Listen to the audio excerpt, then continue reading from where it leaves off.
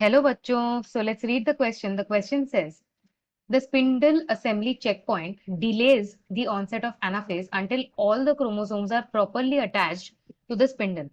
What would be the result if a failure of this checkpoint allowed anaphase to initiate? पहला option दिया है no change will occur, second option दिया है half of the chromosomes will migrate normally, third option दिया हुआ है non disjunction unequal division will or may occur, and fourth option दिया हुआ है rather than cytokinesis cell will enter in the G1 phase directly. So सबसे पहले की concept पे आते हैं. The key concept for this question is spindle checkpoint assembly and anaphase. So सबसे पहले we all know कि जो सेल साइकिल के स्टेजेस होते हैं, सबसे पहला होता है प्रोफेज. ये अर्ली प्रोफेज होता है. अर्ली प्रोफेज के बाद होता है लेट प्रोफेज. लेट प्रोफेज के बाद होता है मेटाफेज. फिर होता है एनाफेज. फिर होता है telophase.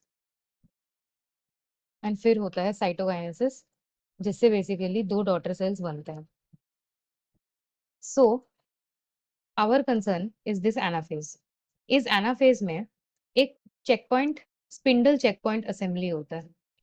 It is called the spindle checkpoint assembly. Basically ये जो स्पिंडल चेकपॉइंट असेंबली होता है, यहाँ पे कंफर्म किया जाता है कि एनाफेज में जो स्पिंडल है वो हर किसी क्रोमोसोम के सेंट्रोमेयर पे बाउंड है. बेसिकली अगर हमारे मेटाफेज में वी नो कि मेटाफेज में जो स्पिंडल फाइबर्स होते हैं, these are the spindle fibres, ये जो होते हैं हर एक क्रोमोसोम के काइनेटोकोर पे आके बाइंड करते हैं. These spindle fibers bind to the kinetochore of each chromosome.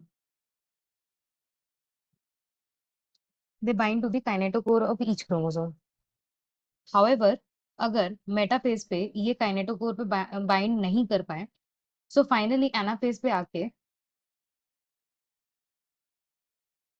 when these chromosomes will start to move away from each other at the opposite poles, यहाँ पे देखो स्पिंडल फाइबर मिसिंग है, यहाँ पे स्पिंडल फाइबर प्रेजेंट नहीं है जो यहाँ पे काइनेटोकोर पे बाइंड नहीं किया है, but this will go away like it is supposed to the opposite pole. So what will happen is तीन क्रोमोसोम तो नॉर्मली चले जाएंगे, बट जिस पे स्पिंडल फाइबर बाउंड नहीं होगा, as a result of which एक सेल में कुछ अमाउंट ऑफ क्रोमोसोम ज्यादा होंगे, एक सेल में कुछ अमाउंट ऑफ क्रोमोसोम ज्यादा होंगे, ये भी आ जाएगा, ये भी आ जाएगा, और मान लेते हैं ये वाला क्रोमोसोम समहाउ डिवीजन के बाद ऊपर वाले सेल में चला गया, तो एक सेल में नंबर ऑफ क्रोमोसोम ज्यादा होंगे, जो दूसरा सेल होगा उसमें सिर्फ एक ही क्रोमोसोम रह जाएगा, ये वाला. What will happen is one cell will have more number of chromosomes, the other cell will have lesser number of chromosomes. इसे कहते हैं non disjunction.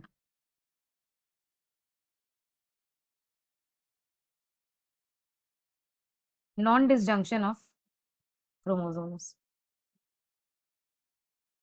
is defined as the inability of the sister chromatids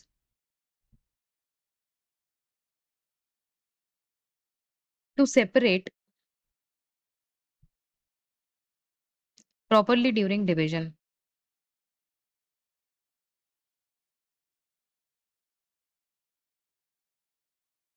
So coming back to the question में हमारे पास बोला है कि checkpoint spindle checkpoint assembly अगर नहीं होगा तो कौन सा वाला ऑप्शन सही होगा if there is a failure of the checkpoint assembly.